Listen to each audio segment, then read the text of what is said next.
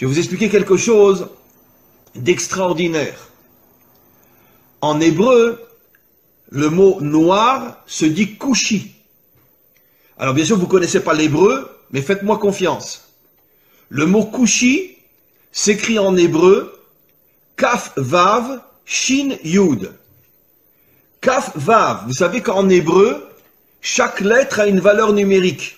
Ce qui nous permet de pouvoir faire des correspondances entre des mots différents s'ils ont la même valeur numérique.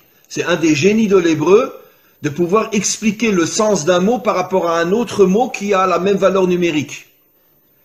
Alors, les deux premières lettres du mot kushi, qui veut dire noir en hébreu, c'est Kaf Vav, qui a pour valeur numérique 26.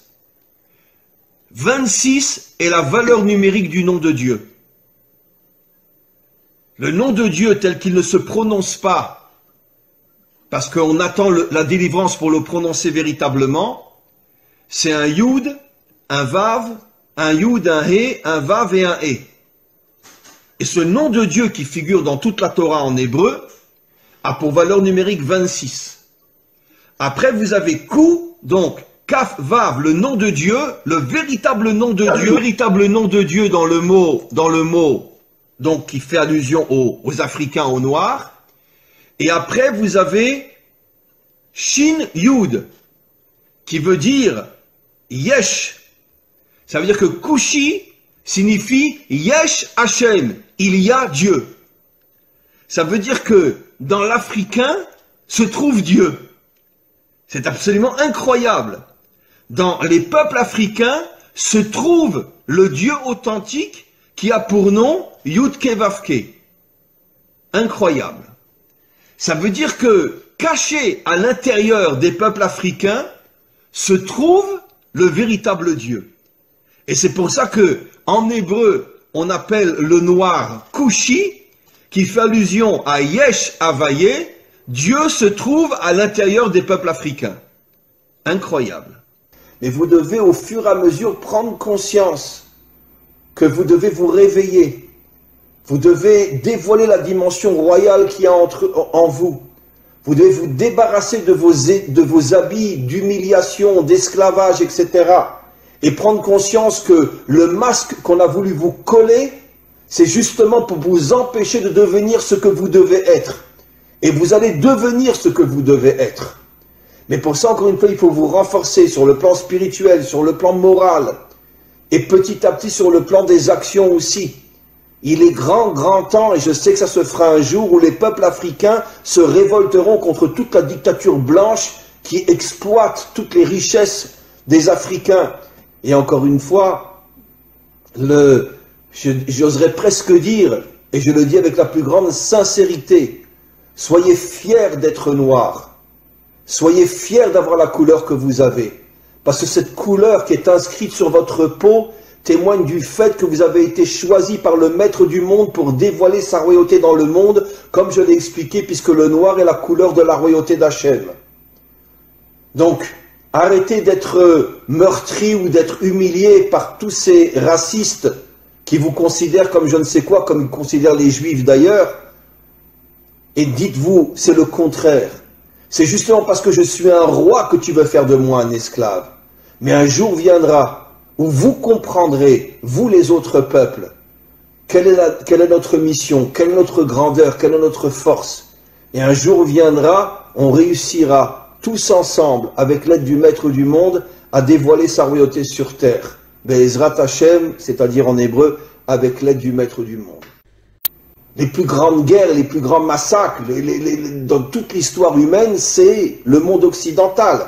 Pas le monde occidental uniquement moderne, bien que le monde occidental moderne, entre la Première Guerre mondiale et la Deuxième Guerre mondiale, sont morts 70 millions de personnes. En 40 ans, 70 millions. Pas en 40 ans de guerre, mais il y a eu la Première Guerre mondiale qui a duré 4 ans, la Deuxième Guerre mondiale qui a duré 4-5 ans, entre les deux, il y a eu à peu près 20 ans, donc en 30 ans, 70 millions de morts. En deux guerres qui à elles deux, ont duré 8-9 ans. 70 millions de morts, sans compter tout ce qui s'est passé avant, les croisades, l'Inquisition, la guerre de 100 ans, etc. Donc ce sont vraiment des gens qui vivent, comme on l'a vu précisément dans la paracha de la semaine dernière. Yitzhak, quand il bénit Esav, il lui dit, tu vivras, Bechar Becha Tirié, tu vivras avec ton épée à la main. L'Occident, c'est un peuple guerrier. D'ailleurs, j'expliquerai ce soir dans un autre cours qui sera aussi sur mon site, qu'en vérité, c'est la raison pour laquelle le monde occidental a adopté la religion chrétienne qui ne parle que d'amour et de bonté pour se créer une vitrine et cacher son véritable caractère. Parce que justement, le monde occidental est tellement violent, il est tellement assassin et meurtrier, qu'ils ont eu besoin de se créer une religion qui va nous faire croire tout le contraire de ce qu'ils sont véritablement sur le terrain. Bien sûr, je ne parle pas de tel ou tel citoyen, je parle des dirigeants et je parle malheureusement des peuples qui sont exploités et qui sont soumis et qui sont obligés de suivre leurs dirigeants. Mais quoi qu'il en soit, le monde occidental s'est attaqué comme jamais personne au peuple noir, parce qu'il semblerait que dans le subconscient ou même dans le conscient des dirigeants occidentaux, ils savaient que le peuple noir avait une mission qui allait mettre fin à toutes les dictatures et à tout le mal qu'il y a dans le monde, à toute cette corruption qu'il y a dans le monde, et c'est la raison pour laquelle ils ont tout fait pour les transformer en esclaves. Comme l'expliquent nos maîtres, quand tu veux savoir quelle est la mission d'un homme, regarde le mal qu'on lui fait. Si un homme est transformé en esclave, ça veut dire qu'il a une nature de roi. Et pourquoi on le transforme en esclave? Pour l'éloigner au maximum de sa mission d'être un roi, ou de dévoiler la royauté d'Hachem. Maintenant, figurez-vous, mes amis, que depuis des millénaires, nos maîtres nous expliquent que chaque attribut divin, chaque sphira, en hébreu sphira, en français attribut divin, c'est-à-dire une qualité divine, là on parle de la malchoute, chaque qualité a une couleur. Et figurez-vous, quelle est la couleur de la malchoute? Noir. La couleur de la malchoute, c'est le noir. C'est absolument incroyable. La couleur qui définit la malchoute, la royauté, c'est-à-dire le dévoilement de la royauté d'Hachem dans ce monde, c'est le noir. Vous comprenez, mes amis, quel est le lien entre la mission d'Israël et les peuples africains? Comment se fait-il que les peuples africains sont noirs? Comment se fait-il que la première épouse de Moshe était une africaine? Que la préférée de toutes les épouses du roi Salomon était une africaine?